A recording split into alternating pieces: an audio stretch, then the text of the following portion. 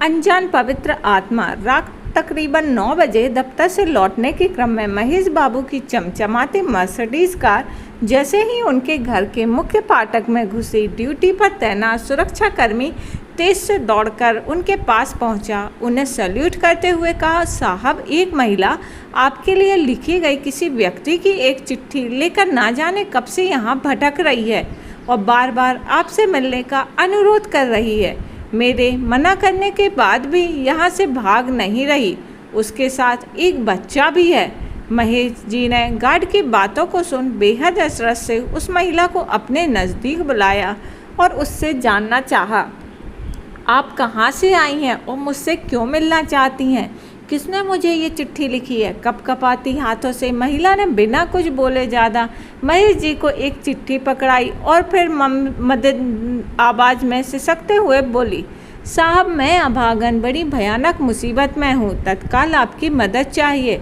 आपके पिताजी ने मुझे ये चिट्ठी देकर आपके पास भेजा है। मेरा एकलौता बेटा बहुत बीमार है, इसे किसी भी तरह किसी सरकारी अस्पताल में भर्ती करवा दीजिए, आपका जीवन भर उपकार रहेगा। गांव में इसके इलाज की समुचित व्यवस्था नहीं होने के कारण मजबूरी में मैं आपके पास आई हूँ। चिट्ठी देते हुए महिला महेश जी के सामने अपने दोनों हाथ जोड़कर खड़ी हो गई। महेश जी ने उस चिट्ठी को ध्यान से पढ़ा और कुछ पल के बाद बेहद गंभीर व शांत हो गए। उसके बाद वे मैली कुचैली साड़ी पहने कभी उस महिला की तरफ अपनी आंखें फेरते तो कभी उस चिट्ठी की तरफ। कुछ देर तक बेहद गहरी चिंता में महेश बाबू गोताखोरी करते रहे। दरअसल उस चिट्ठी के साथ वो महिला अपने गंभीर रूप से बीमार बच्चे को लेकर उनके पास इलाज हेतु मदद के लिए अपने गांव से शहर पहुंची थी। क्या आपने कुछ खाया है? महेश जी ने महिला से जानना चाहा। इसके उत्तर में महिला कुछ बोल न सकी, बस उसको लगातार एकटक देखती रही। महेश जी ने उसी क्षण अपने सुरक्षाकर्मी को बोलकर महिला और उसके बीमार बच्चे के लिए अपने गेस्ट हाउस में रूम में रहने का इंतजाम करवाया और फिर वहीं कुछ देर बाद दोनों के लिए भोजन का प्रबंध भी किया गया। उन दोनों के भोजन करते करते महेश जी फिर अपने मोबाइल फ़ोन से किसी से कुछ बात करते हुए उनके सामने उपस्थित हो गए। महिला ने पुनः उनसे फरियाद करते हुए कहा, साहब, भगवान के लिए मेरी मदद कीजिए, मेरे एक लौते बीमार बच्चे को किसी सरकारी अस्पताल में भर्ती करवा दीजिए, नहीं तो इसका बचना मुश्किल है। महिला बोलते बोलते उनके पैरों में गिर पड़ी। अरे माताजी, ऐसा मत कीजिए, आप मेरी माँ समान हैं, आप चिंता मत कीजिए, सब ठीक हो जाएगा। महेश बाबू ने उनकी हिम्मत बढ़ाई। इतने में रात के बेहद खामोश सन्नाटे को चीरती हुई हॉर्न बजाती एक दूसरी कार तेजी से घर में घुसी और कुछ पल बाद एक डॉक्टर वहां उपस्थित हुए। आइए डॉक्टर साहब, ये बच्चा बीमार है, इसको ज़रा बेहद गंभीरता से पड़ताल कर लीजिए, इलाज कीजिए, महेश जी ने कहा। डॉक्टर बाबू ने बिना वक्त गवाए तकरीबन 20 मिनट तक उस बच्चे का गहन निरीक्षण किया और फिर कुछ जांच करने के बाद कुछ दवाई की पर्ची भी वहां खड़े महेश बाबू के हाथ में पकड़ा दी। ये कुछ दवाइयाँ और इंजेक्शन मेडिकल स्टोर से तत्काल मंगवा लीजिए, अभी देने हैं, और मैं अपने साथ जांच के लिए इस बच्चे का रक्त नमूना लेकर जा रहा हूं। इसके रिपोर्ट लेकर कल मैं फिर आऊँगा, डॉक्टर ने महेश बाबू से कहा और फिर वहां से चले गए। महेश बाबू ने डॉक्टर की पर्ची और कुछ पैसे ड्राइवर को पकड़ाते हुए उन्हें तुरंत सारी दवाई लाने का निर्देश दिया और फिर खुद अपने घर अंदर जाने के लिए वहां से बरामदे की ओर मुड़े। साहब, बस आप मेरे बच्चे को किसी सरकारी अस्पताल में भर्ती करवा देते, मैं गरीब कहाँ दे पाऊँगी इलाज के इतने पैसे, मेरे पास तो रहने के खाने के भी पैसे नहीं है। महिला फिर गिड़गिड़ाई।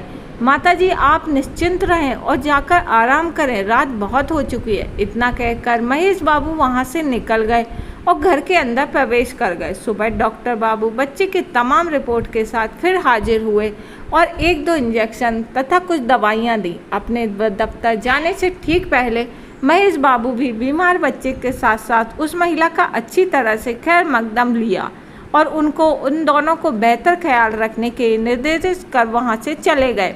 महेश बाबू एक निजी दूरसंचार कंपनी में बड़े ओहदे पद पर कार्यरत थे। डॉक्टर बाबू अपनी नियमित रूप से आकर उस बीमार बच्चे की जांच करते और साथ ही बेहतर ढंग से उसका इलाज भी। महेश बाबू भी सुबह शाम जब भी उनको समय मिलता दोनों की खोज खबर लेते रहते। महिला जब भी उनको देखती रोते हुए उनके सामने हाथ जोड़कर खड़ी हो जाती। हालांकि महेश बाबू उसको बार बार और लगातार ना करने के लिए कहते रहते। दिन बीतने के साथ बच्चे का नियमित रूप से बेहतर इलाज होता रहा, साथ ही रहने खाने का भी भरपूर ख्याल रखा जाता। तकरीबन 1 महीने के बाद जब बच्चा पूरी तरह से तंदुरुस्त हो गया तो महिला महेश बाबू के सामने जाकर बोली, साहब मेरा बच्चा बिल्कुल ठीक हो चुका है, अब हम वापस अपने गांव जाना चाहते हैं। आपने जो मेरे लिए किया उसके लिए मैं जीवन भर आपका और आपके पिता कृष्णकांत जी का एहसानमंद रहूंगी। जब वो महिला अपने बच्चे के साथ वहां से विदा होने लगी तो महेश बाबू ने कुछ रुपयों के साथ दोनों को नए कपड़े और 2 जोड़ी चप्पल दी।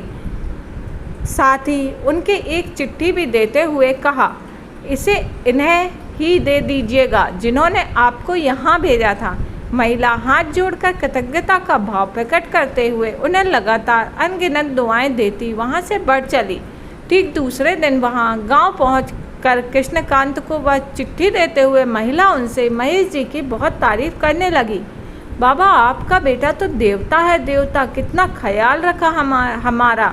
ऐसा बेटा किस्मत वालों को नसीब होता है। ऊपर वाला उन्हें और उनके समूचे परिवार को सलामत रखे। कृष्णकांत जी उस चिट्ठी को पढ़कर दंग रह गए। दरअसल उसमें लिखा था, परम आदरणीय बाबूजी, मैं आपको नहीं जानता और ना ही कभी आपसे मिला हूँ, लेकिन जब आपका बेटा इस पते पर नहीं रहता, कुछ महीने पहले ही उसने ये मकान बेच दिया है। अब मैं यहाँ रहने लगा हूँ, पर मुझे भी आप अपना बेटा ही समझिए। बचपन से ही मैं अपने पिता से महरूम रहा हूँ, लेकिन मैंने जब आपका पत्र पढ़ा तो मुझे ऐसा लगा जैसे मेरे सगे बाप ने मुझे कुछ करने का आदेश दिया है। आप कृपया इनसे कुछ मत कहिएगा। आपकी वजह से मुझे इन माताजी के द्वारा जितना आशीर्वाद और दुआएं मिली हैं, उस उपकार के लिए मैं आपका ताउम्र ऋणी रहूँगा। आपका अपना महेश शर्मा। कुछ बेहद खामोश लम्हों के बाद कृष्णकांत जी सिर कुछ सोचकर खुद उस अनजान पवित्र आत्मा के सम्मान में झुक गए और उनकी आंखें भी बहुत नम थीं।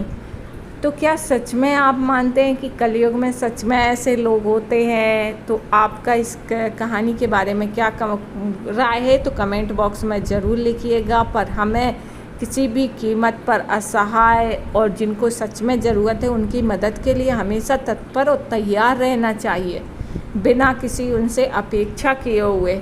तो आपकी इस मुद्दे पर क्या राय, कमेंट बॉक्स में कमेंट लिखिए। और स्टोरी पसंद आई है तो स्टोरी पर लाइक कीजिए, चैनल सब्सक्राइब कीजिए। इसी तरह आपको नई नई कहानी हमारे जीवन से रिलेट करके मिलती रहेगी।